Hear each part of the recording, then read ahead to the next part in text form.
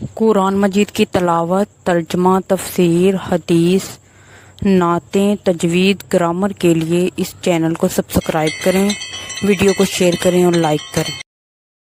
بسم اللہ الرحمن الرحیم۔ سورۃ العصر۔ وجہ تسمیہ: العصر کا معنی ہے زمانہ۔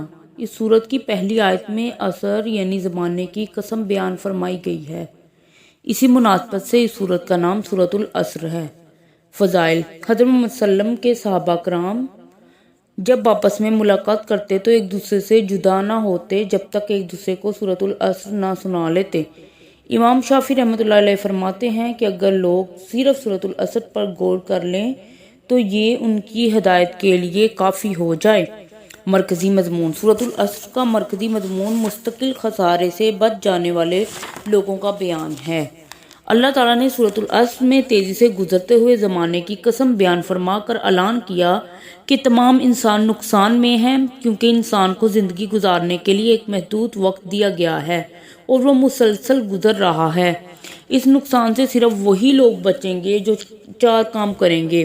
نمبر 1 ایمان لائیں، نمبر 2 نیک عمل کریں، 3 ایک دوسرے کو حق بات بتائیں، 4 مصیبتوں پر صبر کرتے ہوئے نیکیوں پر جمے رہیں۔ سورۃ العصر سے معلوم ہوتا ہے کہ وقت انسان کی سب سے قیمتی دولت ہے۔ ہمیں وقت کی قدر کرنی چاہیے اور اسے فضول کاموں میں ضائع نہیں کرنا چاہیے۔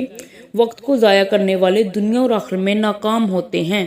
اس صورت سے یہ بھی معلوم ہوتا ہے کہ نجات کے لیے صرف اپنا نیک عمل ہی کافی نہیں بلکہ دوسرے مسلمانوں کی بھی فکر ضروری ہے۔ سورۃ العصر۔ بسم اللہ الرحمن الرحیم۔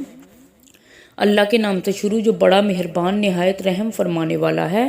والعصر، قسم ہے تیزی سے گزرتے ہوئے زمانے کی۔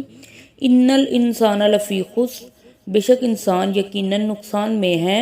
الا الذین آمنوا وعملوا الصالحات وتواصوا بالحق وتواصوا بالصبر، سوائے ان لوگوں کے جو ایمان لائے اور نیک عمل کیے اور ایک دوسرے کو حق کی نصیحت کی اور ایک دوسرے کو صبر کی نصیحت کی۔